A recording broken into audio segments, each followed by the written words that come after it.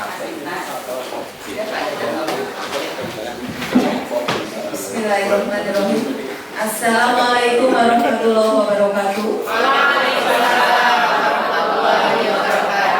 Yang terhormat Kepala SMP Negeri 4 Purwokerto, yang kami hormati dan yang berbahagia seluruh Dewan Guru SMP Negeri 4 Purwokerto beserta staf tata usaha. Pertama-tama marilah kita panjatkan puji syukur kehadirat Allah Subhanahu wa Ta'ala atas limpahan rahmat-Nya pada pagi hari ini.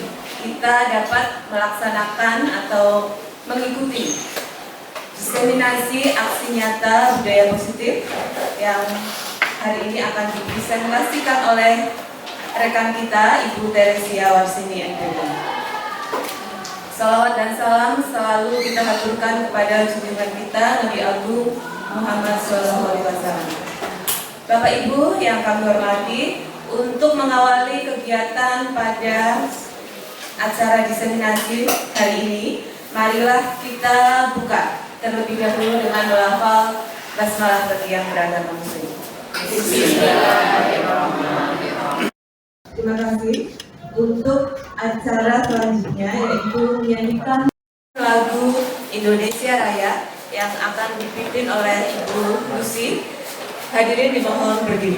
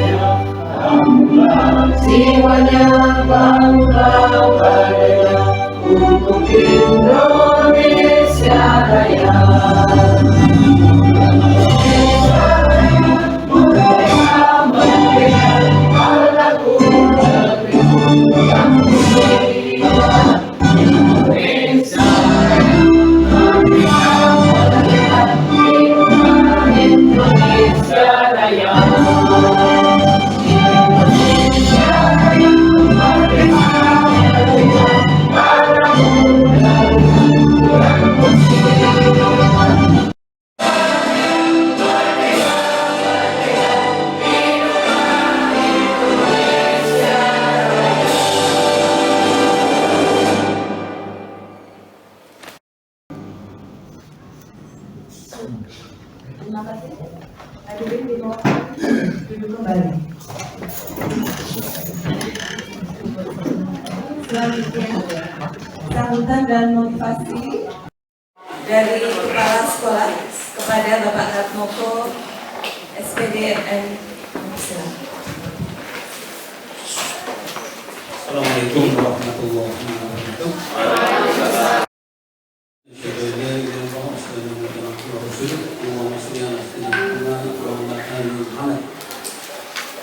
Hormati, kita tidak berhentinya mengucapkan puji syukur kepada Allah Taala yang telah melimpahkan berbagai kata sehingga kita pada hari ini bisa dipertemukan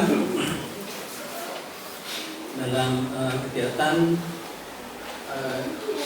diseminasi aksi nyata dari salah satu teman kita yang pada kali ini bertema menciptakan budaya.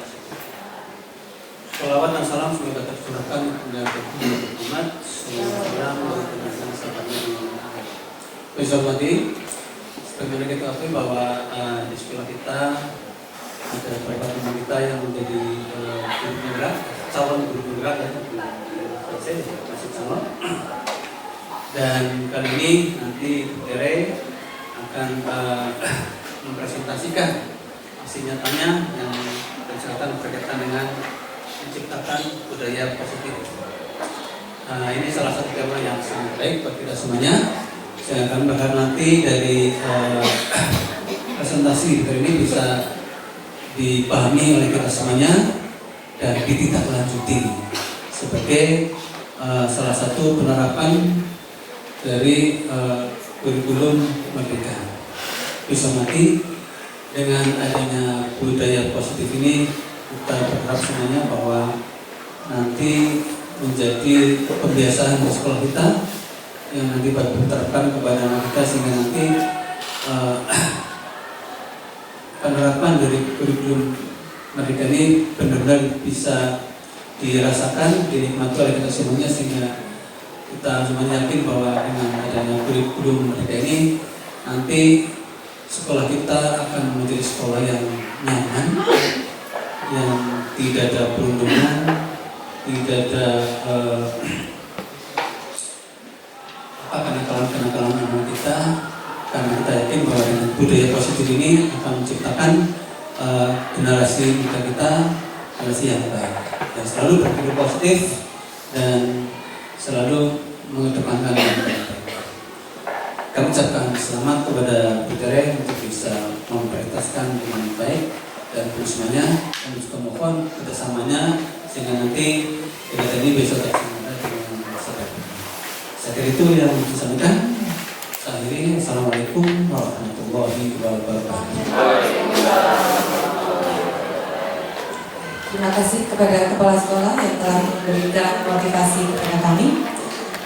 Baik Bapak Ibu, kita menuju acara inti, yaitu diseminasi aksi nyata budaya positif yang mengambil tema hari ini dengan memahami kebutuhan dasar manusia dan posisi kontrol guru.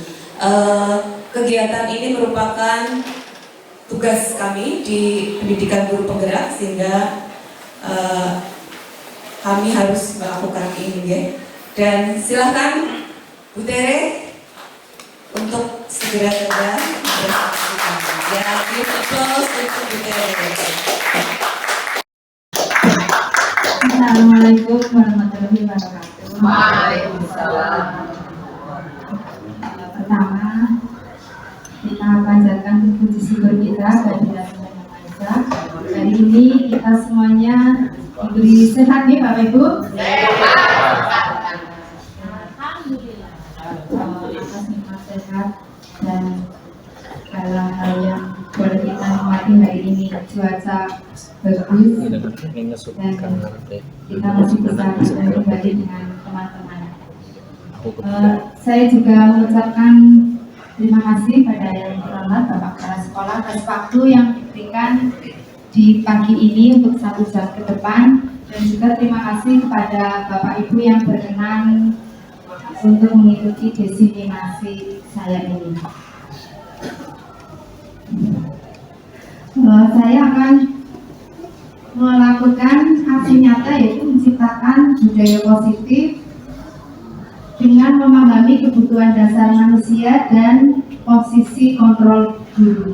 Di sini inti budaya positif sebenarnya ada bermacam-macam, yaitu ada paradigma perubahan belajar, kemudian ada keyakinan kelas, ada segitiga institusi, kemudian nilai kebajikan yang mungkin Bapak Ibu mungkin masih asing, saya juga masih belajar, jadi kita sama-sama belajar ya Bapak Ibu. Sebelum kegiatan kita mulai, saya akan ice breaking terlebih dahulu. Di sekitar Bapak Ibu kan ada benda-benda. Nanti kalau saya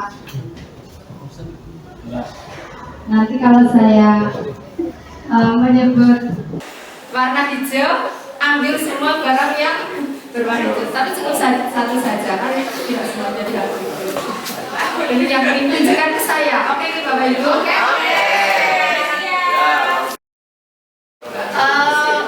Warna merah.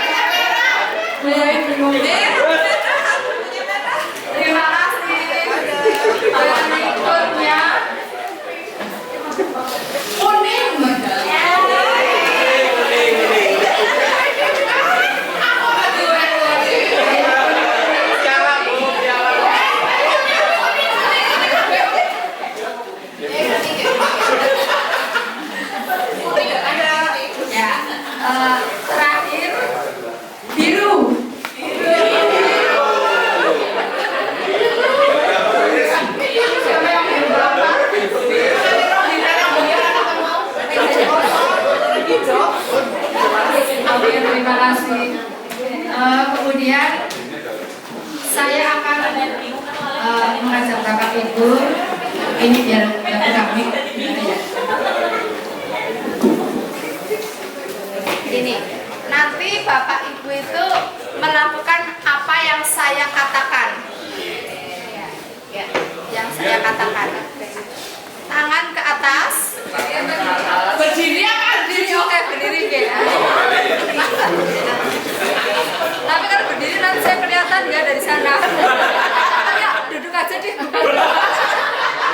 Soalnya saya nggak kelihatan. Tangan ke atas. Tangan ke depan. Tangan ke samping. Oke, mulai on. On ya. Siap. Tangan ke atas. Ikutin. Oh, ikutin. Yang saya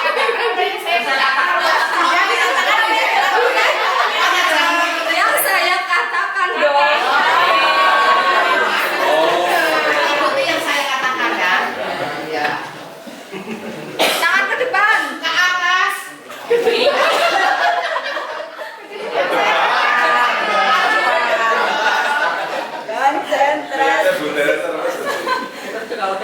Tangan ke samping. Ke samping. Oke, sudah banyak yang betul. Nanti jadi nak guru nih. Guru sesat. Tangan ke samping. Ke samping. Tangan ke depan. Ke depan. Oke, sudah bagus semua. Sekarang sekali lagi kebalikannya. Apa yang saya lakukan? Oke. Siap-siap, jadi perhatian. Tangan ke samping. Apa sih? Ya. Kebalikannya. Enggak ya bilang. Apa yang dilakukan? Tangan ke depan. Apa kita buat kita guru waras ya guru waras.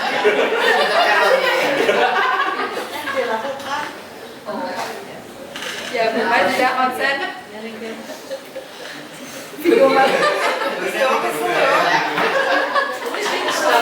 Tangan ke samping. Tangan ke samping. Tangan ke depan. Ya, tepuk tangan.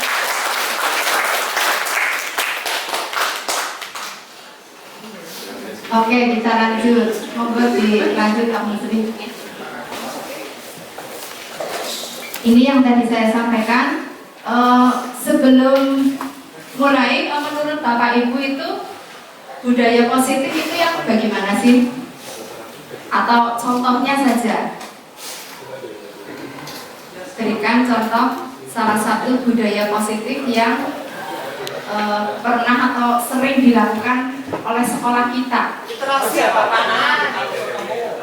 Berjabat tangan, literasi, 3S, ya betul sekali. Kita kemarin belum lama sudah belajar budaya kerja ya Bapak Ibu. Sekarang kita belajar budaya positif. Jadi inti budaya positif antara lain ini ada perubahan paradigma belajar, disiplin positif, nilai-nilai kebajikan, kebutuhan dasar manusia, motivasi perilaku manusia, posisi kontrol guru, keyakinan kelas, dan segitiga restitusi. Pada kali ini saya akan menyampaikan yang kebutuhan dasar manusia dan posisi kontrol guru. Ya, kita menyadari bersama bahwa kita memiliki suatu kebutuhan dasar.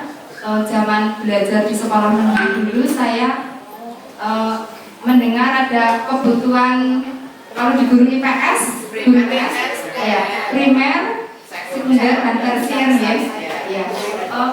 Kebutuhan primer itu adalah kebutuhan yang utama atau pokok harus kita miliki, yaitu terdiri dari sandang, pangan, dan papan. Kalau sekunder, zaman sekarang kalau sepeda motor itu masuk Primer. Kalau zaman dulu, kalau zaman sekarang Primer. masuk juga. Ayah betul. Orang sama kan? Dulu sekunder. Ya, sekunder. HP lebih ya. Wajib. Kalau yang pemewahan tersier, Giling. Jalan-jalan pergi ke luar negeri. intan berlian ya Bapak Ibu. Iya, saya belum punya itu intan berlian. Nah di sini yang akan kita bahas adalah kebutuhan dasar manusia terdiri dari 5.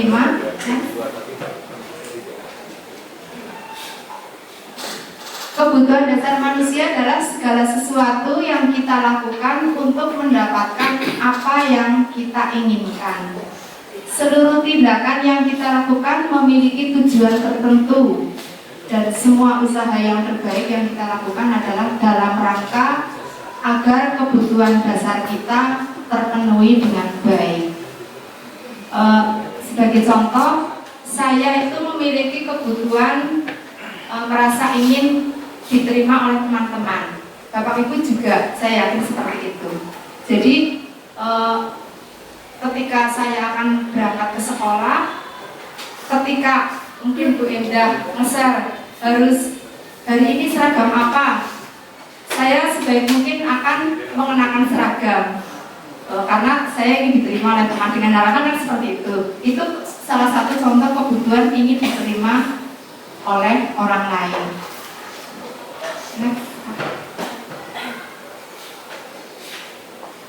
Nah, di sini 5 kebutuhan dasar manusia terdiri dari 1. Kebutuhan bertahan hidup. Kalau tadi mungkin primer ya. Di sini terdiri dari makanan, pakaian, tempat tinggal, keamanan dan kesehatan. Kemudian 2, kita memiliki kebutuhan dasar kasih sayang dan rasa diterima. Rasa diterima dipedulikan, berbagi, kerjasama, dan menjadi bagian dalam kelompok. Kebutuhan yang ketiga adalah penguasaan, harga diri, keinginan untuk dianggap, memimpin, berprestasi, diakui dan didengar. Yang keempat, humor, antusiasme dan tertawa. Untuk lebih jelasnya kita simak video tentang 5 kebutuhan dasar. Kita simak bersama nih Bapak Ibu. Saya bisa istirahat.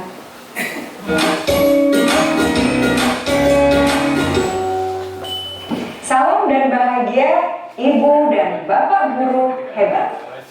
Untuk membangun budaya sekolah yang positif dengan lingkungan yang aman dan mendukung murid untuk menjadi pribadi yang berdaya, seimbang, dan bahagia, salah satu upaya yang dapat dilakukan oleh guru adalah memahami kebutuhan dasar yang mendasari perilaku murid. Pada video kali ini, kita akan membahas tentang 5 kebutuhan dasar manusia.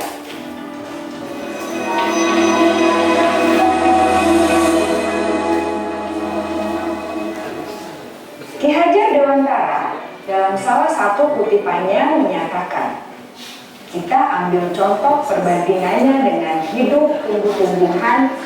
Seorang petani dalam hakikatnya sama kewajibannya dengan seorang pendidik yang menanam padi misalnya. Hanya dapat menuntun tumbuhnya padi.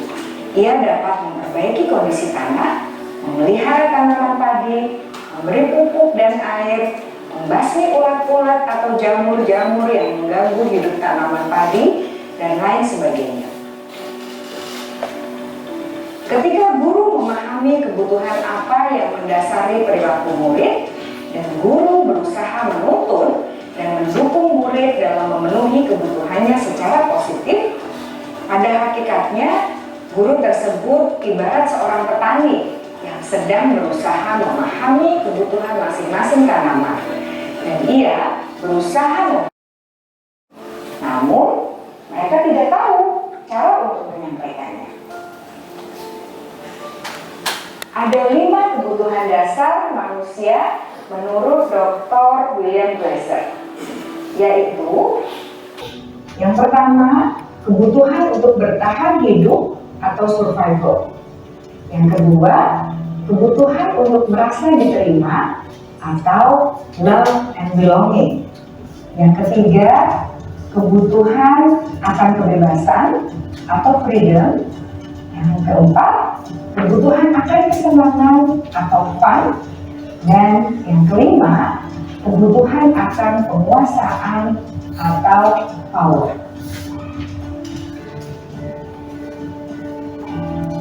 Kebutuhan dasar yang pertama adalah kebutuhan yang bersifat fisiologis untuk bertahan hidup atau survival. Misalnya, kesehatan, rumah, dan makanan. Kebutuhan biologis sebagai bagian dari proses reproduksi, termasuk kebutuhan untuk tetap bertahan hidup. Kebutuhan untuk merasa aman juga termasuk dalam kebutuhan ini.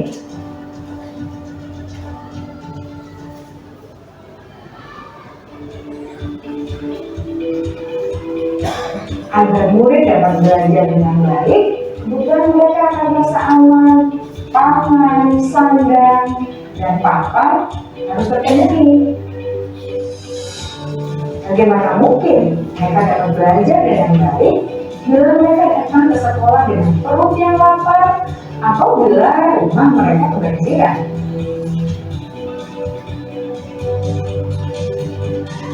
Setelah kita mengetahui kebutuhan pertama yang sebagian besar bersifat fisiologis, mari kita lihat kebutuhan kedua sampai kelima yang semuanya berhubungan dengan psikologis. Mari kita lihat kebutuhan yang kedua, yaitu kebutuhan akan perasaan diterima oleh kelompok atau komunitasnya, atau kebutuhan love and belonging. Kebutuhan ini meliputi keinginan untuk tetap terhubung dengan orang lain seperti teman, keluarga, teman kerja, dan kelompok di mana kita tergabung. Setiap murid ingin menjadi bagian yang berharga dari kelas dan juga sekolah. Mereka juga ingin diterima oleh orang lain dan kelompoknya. Bahkan, murid yang terlihat paling cuek pun jauh di dasar hatinya pasti ingin merasa diterima. Sebagai guru, seharusnya kita dapat menerima murid kita apa adanya, sesuai dengan kodratnya. Karena setiap murid adalah unik. Mereka memiliki kekuatannya masing-masing, sehingga guru seharusnya bisa menciptakan kesempatan untuk murid berkolaborasi dan memiliki ikatan emosi satu sama lain. Murid-murid yang memiliki kebutuhan yang besar untuk merasa diterima, biasanya mereka belajar karena suka pada gurunya, dan mereka juga suka bekerja dalam kelompok. Kebutuhan yang ketiga adalah kebutuhan akan kebebasan atau kebutuhan membuat pilihan. Murid harus diberi kesempatan untuk membuat pilihan dan bertanggung jawab atas pilihan yang mereka telah ambil. Memberi mereka kebebasan bukan berarti membiarkan mereka melakukan apa saja yang mereka mau, melainkan lebih memberi mereka kesempatan untuk membuat pilihan, menyuarakan pendapat mereka dengan percaya diri, dan memberi mereka kesempatan untuk mencoba hal-hal yang baru. Pembelajaran dengan metode yang beragam dan menarik juga akan memenuhi kebutuhan murid tentang kebebasan ini. Pembelajaran berdiferensiasi, di mana guru menyediakan beberapa jenis tugas yang bisa dipilih oleh murid sesuai minat mereka, sangat baik untuk mengembangkan murid menjadi lebih mandiri dan memiliki motivasi internal. Karena kebutuhan akan kebebasan pada dasarnya adalah kebutuhan untuk mandiri, memiliki otonomi, memiliki pilihan, dan mampu mengendalikan arah hidupnya sendiri.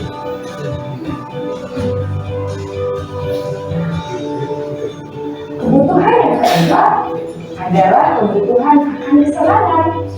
Bayangkan Bapak Ibu, hidup tanpa rasa senang, betapa menyedihkannya. Belajar menghubungkan kebutuhan akan kesenangan dengan belajar. Jangan sepelekan kebutuhan murid untuk merasa senang di kelas. Sebagai guru, jangan ragu-ragu untuk dengan sengaja memasukkan kegiatan yang menyenangkan dalam kelas. Murid-murid dengan kebutuhan dasar kesenangan yang tinggi ingin menikmati apa yang mereka lakukan. Mereka juga konsentrasi tinggi saat mengerjakan hal-hal yang disenangi.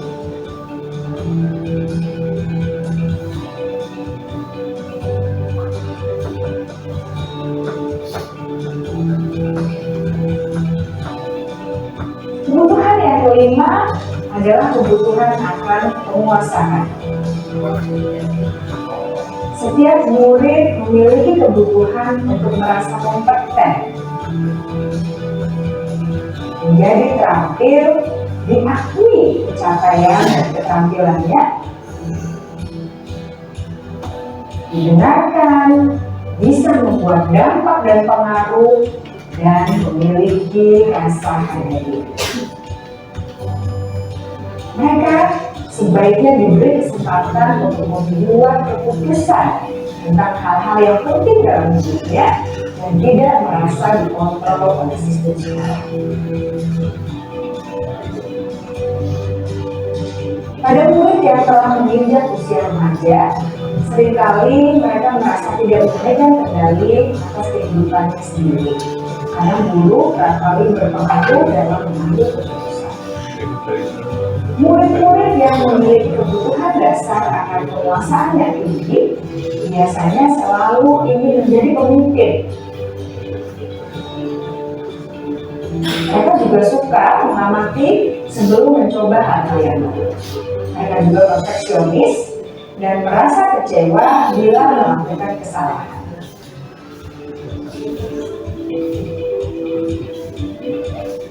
Ibu dan Bapak guru sangatlah penting bagi kita untuk mengetahui kebutuhan dasar murid-murid, agar kita memahami alasan dibalik sikap dan tingkah laku mereka. Bila murid berperilaku buruk atau melanggar peraturan, sehingga tindakannya tidak sesuai dengan nilai-nilai kebajikan, maka guru harus mencari tahu alasan yang mendasari tindakan tersebut dan kebutuhan apa yang belum terpenuhi. Melalui percakapan dengan guru dalam pendekatan disiplin positif, murid dapat diajak untuk bersikap reflektif dalam mengenali kebutuhan-kebutuhan yang berusaha mereka penuhi dan mendasari tindakan mereka. Jika guru mengabaikan perilaku buruk murid, maka perilaku tersebut akan berpengaruh pada suasana kelas yang kurang kondusif dan akan berpengaruh pada tujuan dari pendidikan itu sendiri. Ibu Bapak guru hebat, mari kita menjadi guru yang lebih baik dengan memahami kebutuhan dasar murid-murid kita dan senantiasa membimbing mereka untuk menjadi pribadi yang berdaya, seimbang, dan bahagia.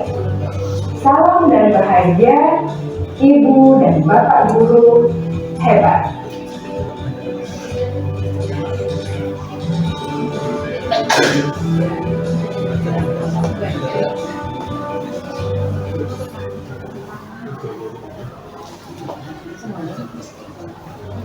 Perwakilan saja ya Bu, ini ya semuanya. Masih semangat Bapak Ibu? Terima kasih. Setelah kita menyimak video yang baru saja ditayangkan, kita akan mencoba mengetahui apa sih kebutuhan yang paling dominan pada diri kita. Kita membaca melalui kuesioner yang akan saya bagikan. Nanti Bapak Ibu mengetahui dulu dari pertanyaan-pertanyaan itu ada 40 item. Nanti dari 1 sampai 10 kita perhatikan bersama itu termasuk kebutuhan yang mana gitu. Sebelumnya kita ingat kembali tadi kebutuhan dasar ada 5, apa saja Bapak Ibu? bertahan hidup, rasa diterima, kebebasan, kesenangan, dan penguasaan.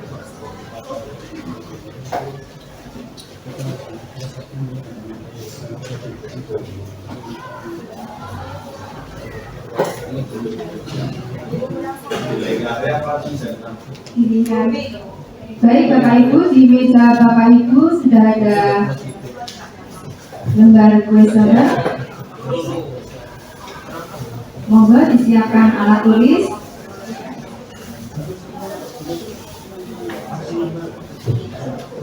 Yang nomor 1 kita baca, boleh berhenti. Saya senang berteman. Mudah bagi saya berbicara dengan siapapun. Saya suka mengobrol lewat telepon. Berarti ini termasuk kebutuhan apa Bapak Ibu? Kesenangan, rasa diterima, rasa diterima. Monggo ditulis dulu di yang ada tulisan paling atas itu kebutuhan. Kita tuliskan rasa diterima, begitu dulu. Di mana sih? Di paling atas yang ada tulisan kebutuhan itu kita sambung dengan kalimat rasa diterima. Kemudian kita ke nomor 11 langsung, karena 1 sampai 10 sudah mewakili pertanyaan rasa diterima. Nomor 11, saya tidak suka membuat kesalahan. Saya suka melihat orang lain sebelum saya mencoba hal baru. Maksudnya saya senang melihat orang lain dulu melakukan, baru saya akan menirunya. Saya tidak suka perubahan. Saya ingin ruang kerja atau meja kerja saya rapi. Ini kira-kira kebutuhan apa nih Pak Ibu? Saya suka menjadi benar. Saya suka menyelenggarakan aktivitas. Berarti penguasaan ya.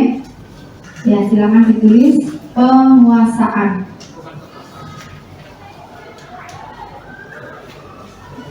Kita ke lembar berikutnya nomor 21. Saya suka memiliki pilihan. Saya adalah orang yang aktif. Duduk di sekolah adalah hal yang sulit untuk saya. Jadi main-main bahasanya. Kebebasan ya, silakan tulis kebebasan. Ke nomor terlalu cepat ya,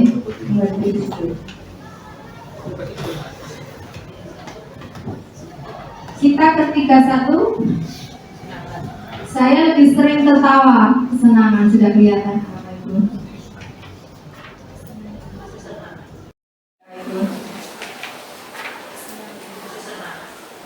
Baiklah, dengan waktu kurang lebih 10 menit, monggo Bapak Ibu dilingkari mana yang paling dominan. Ini dengan nomor 1 itu tidak benar, nomor 1 kadang-kadang, nomor 5 benar banget, sangat benar.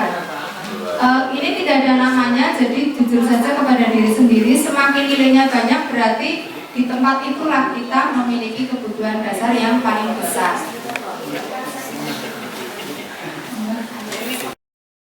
Nanti kalau sudah ada hasilnya boleh di-sharingkan ke teman-teman.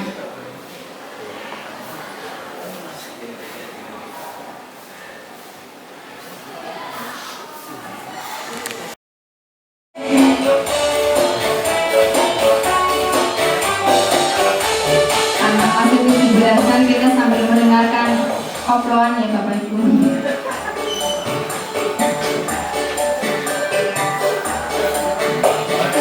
Hari merdeka besaran bangsa, hari lahirnya bangsa Indonesia. Merdeka, sekali merdeka tetap merdeka. Hanya bersih Kabupaten, kita tetap setia mempertahankan Indonesia. Kita tetap setia membela negara kita.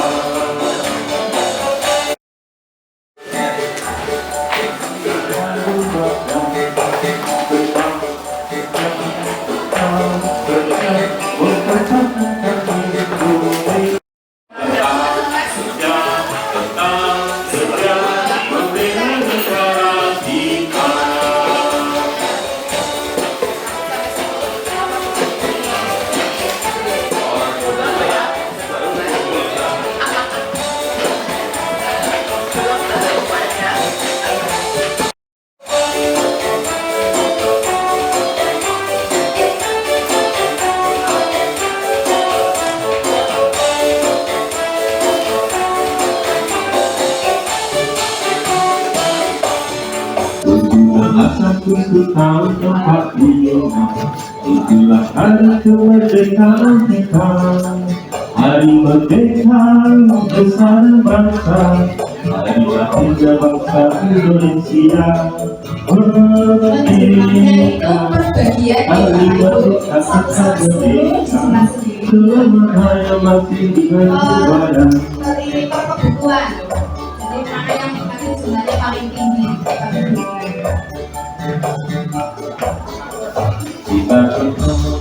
Kita setia membela negara kita.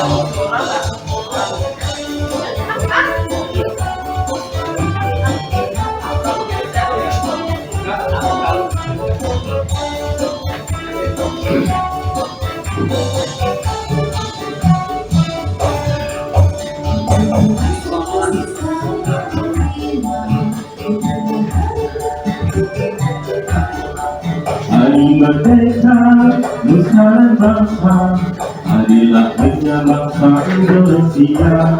Merdeka, sekali merdeka tetap merdeka. Selamanya masih di kandung badan. Kita tetap setia mempertahankan Indonesia. Kita tetap setia membela negara kita.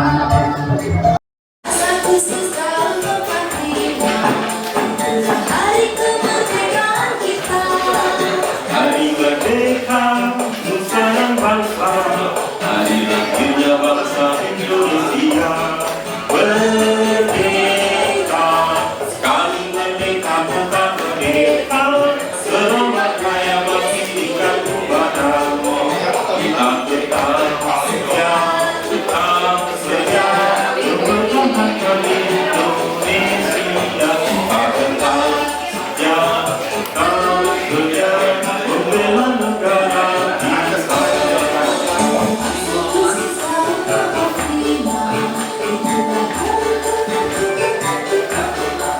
Hari merdeka nusa dan di kandung badan. Tetap setia mempertahankan Indonesia. Kita tetap setia membela negara kita. Lagunya Milenium ya, lagunya Milenium Pak. Iya, Pak. Satu.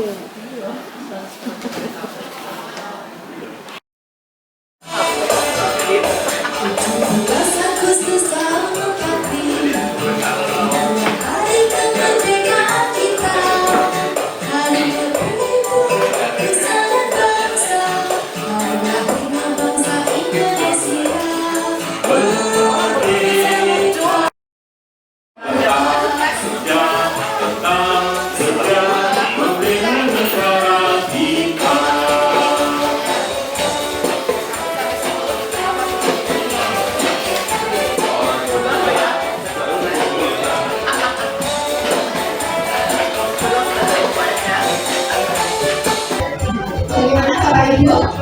Sudah banyak yang selesai? Sudah ya.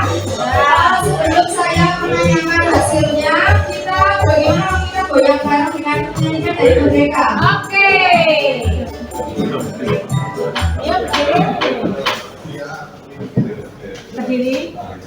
Berdiri.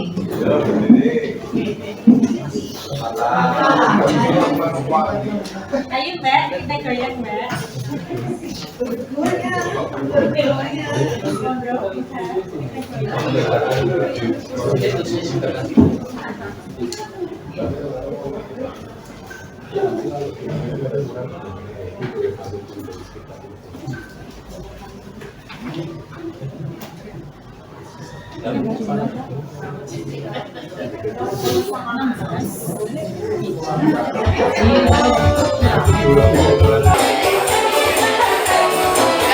Saya kan pemalu.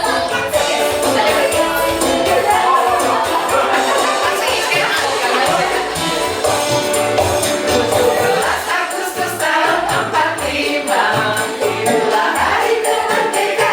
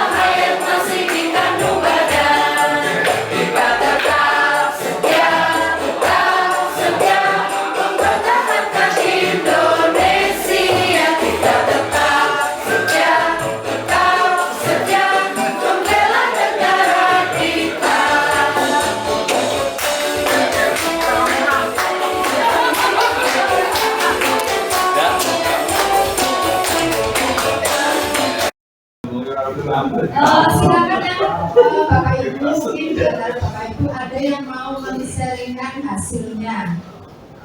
Saya harus. Boleh, Pak Iksan.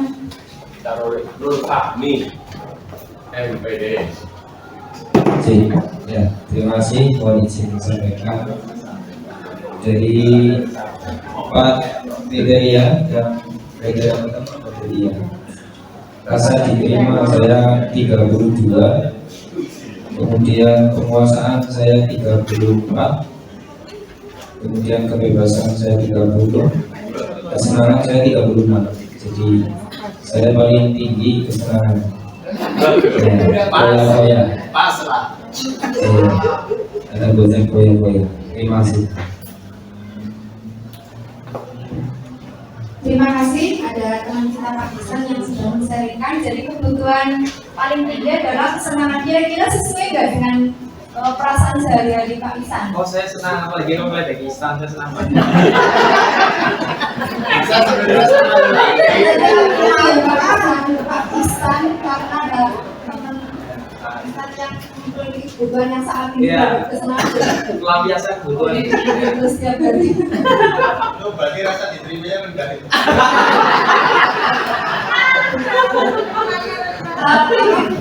Kebutuhan rasa diterima itu mengarahkan kebutuhan kesenangan mengarahkan rasa diterima ya. Tidak apa-apa diterima, yang penting saya senang gitu ya. Ada yang Bapak Ibu lain mungkin? Jadi Pak Tino. Coba Islam kayak tertekan. Iya, yang juga Terima kasih. Saya akan menyampaikan hasil ujian profesional saya. Yang pertama, rasa diterima saya isi hasilnya 38. Kemudian yang kedua, kesenangan penguasaan hasilnya jumlahnya 42. Kemudian penguasaan, kemudian kebebasan 36, kesenangan 30. Demikian Bu, terima kasih.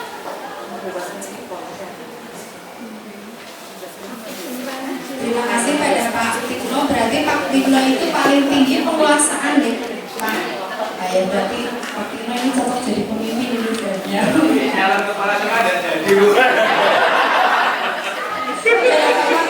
Jadi pemimpin. Koalisi. Koalisi Kim Plus. Ada lagi satu lagi Pak Sis.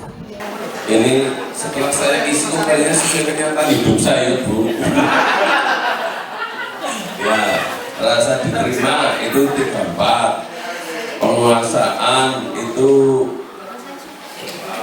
36, kebebasan 42, kesenangan 28. Bukan saya. Penderita terus. Terima kasih pada Pak Sis. Mungkin Pak Sis itu senangnya ada di bebasnya. Tidak terlalu boleh senang-senang tapi mendapatkan kebebasan. Merdeka. Kebebasan di kandang lebih maksimal. Oke, terima kasih dan tepuk tangan.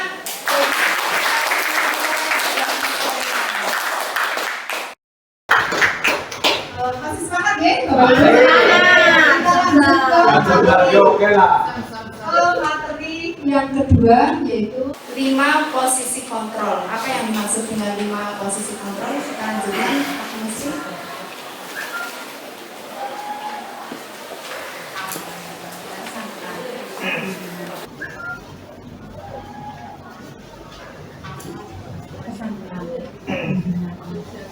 Ya, pada saat kita menjumpai kesalahan murid atau tindakan murid yang tidak sesuai dengan minat kita atau tidak sesuai dengan tata tertib sekolah, mereka melakukan pelanggaran, kita tentu memberikan perlakuan kepada murid kita. Di sini ada perlakuan dengan jenis pembuku, ya. Di sini kata jenis, tetapi istilahnya di sini adalah kontrol. Ya. Jadi kita melakukan kontrol dengan tipe pembuku. Lalu yang kedua, si pembuat atau murid itu merasa bersalah. Kemudian kita menjadikan murid sebagai teman. Lalu kita memposisikan sebagai pemantau. Dan yang kelima adalah sebagai manajer. Lalu apa bedanya dari masing-masing yang dilakukan oleh guru? Ya. Oleh guru, misalkan pada saat mendukung itu yang bagaimana dan yang membuat merasa bersalah itu bagaimana, kita saksikan melalui video berikut ini.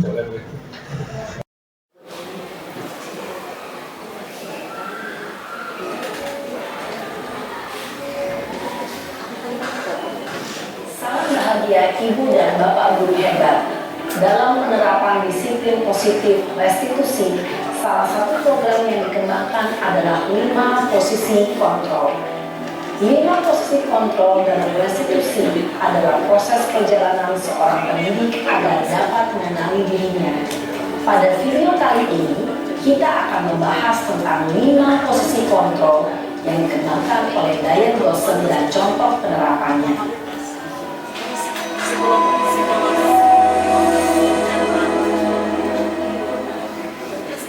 Lima posisi kontrol itu adalah 1.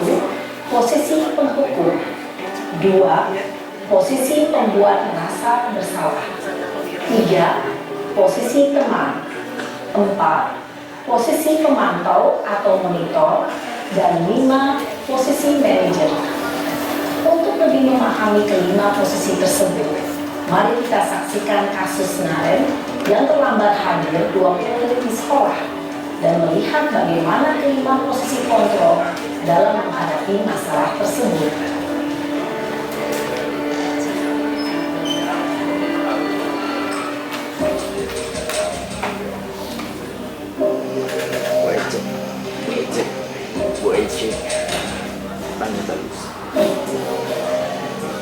Naren, sini kamu. Selamat pagi, Bu. Selalu terlambat. Kamu deh, pasti terlambat. Maaf, Bu. Saya Apa? Apa coba? Alasan kamu apa lagi? Kapan sih kamu tidak terlambat?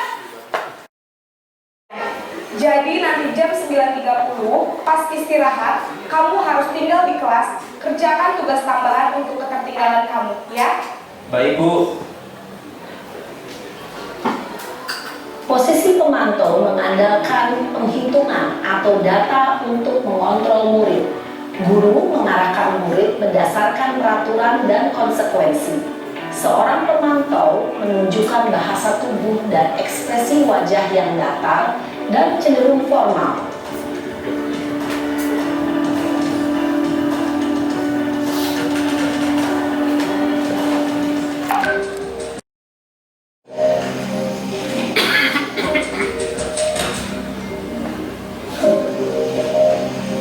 Naren!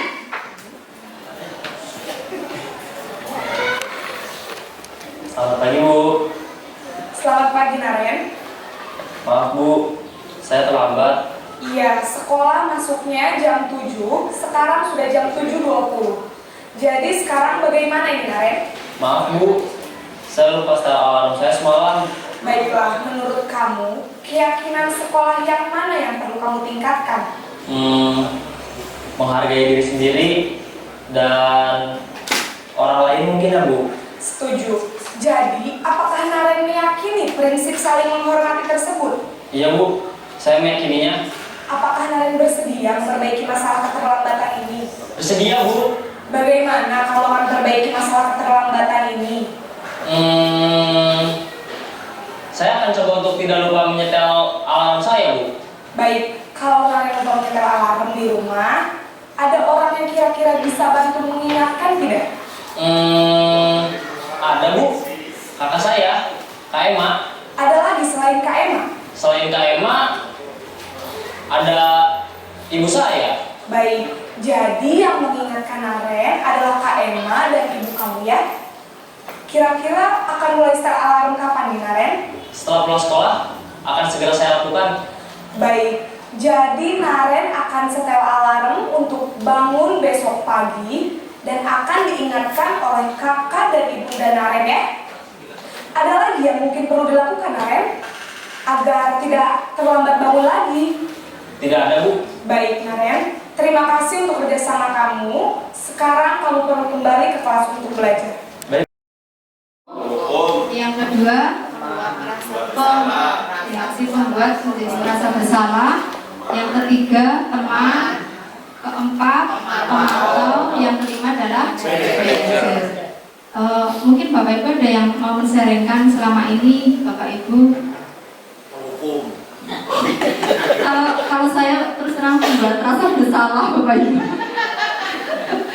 Ya, ini adalah gambaran bahwa kita dihimbau untuk menuju ke posisi manajer. Untuk membantu pemahaman kita, saya minta waktu sedikit lagi. Mohon Pak Musri dilanjut. Ini ada kasus siswa tidak memakai atribut lengkap saat upacara bendera. Lalu seorang guru meminta murid tersebut hormat pada bendera selama 1 jam. Ini posisi penghukum. Oke. Berikutnya ada pertanyaan kepada murid, berapa kali Bapak Ibu harus memberitahu kamu tetap saja mengecewakan. Merasa bersalah. Membuat menjadi merasa bersalah. Lanjut Pak Musri. Ayo dong ikutin ketahuan ya, biar pinter banget Bapak Ibu. Berikutnya, kamu sudah melanggar peraturan sekolah, kamu tahu konsekuensinya. Setelah upacara kamu membeli atribut ke koperasi dan jangan diulangi lagi. Mantap. Lanjut. Apakah kamu tahu kesalahanmu? Kira-kira bagaimana kamu akan memperbaiki?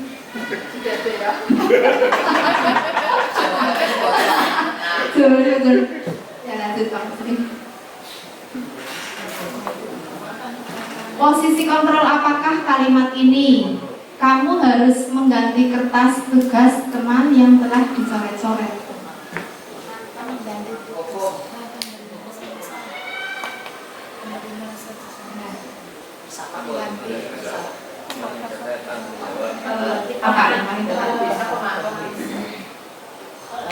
Karena ini berkaitan dengan konsekuensi, berarti pemantau ya, memantau ya Bapak Ibu. Kamu harus membersihkan tumpahan di meja tulis karena tersenggol pada saat belajar. Ini masih mata ya, konsekuensi juga. Kamu harus mencatat 100 kali di dalam buku dengan kalimat saya tidak akan terlambat lagi. Kira-kira penghukum ya, tidak ada kesepakatan ya. Kamu harus membersihkan WC sekolah karena mematahkan pensil kawan. Gimana? Hukum ya, tidak ada hubungannya. Dia tidak disuruh mengganti tapi malah disuruh substitusi. Oke ya. Masih ada? Apa rencanamu untuk menyelesaikan masalah ini?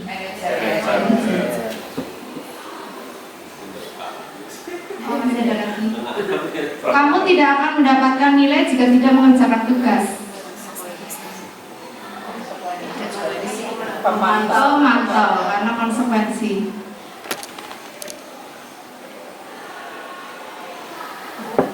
Lalu ini tidak perlu dijawab, silakan jawab pada diri sendiri. Jawabannya campur.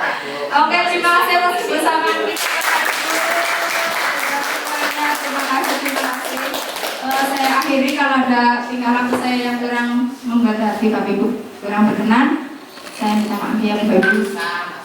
Assalamualaikum warahmatullahi wabarakatuh.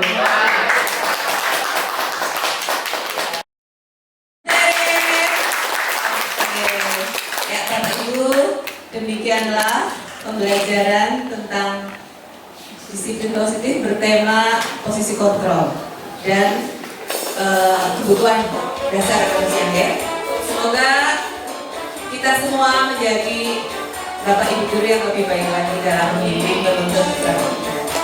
Terima kasih atas segala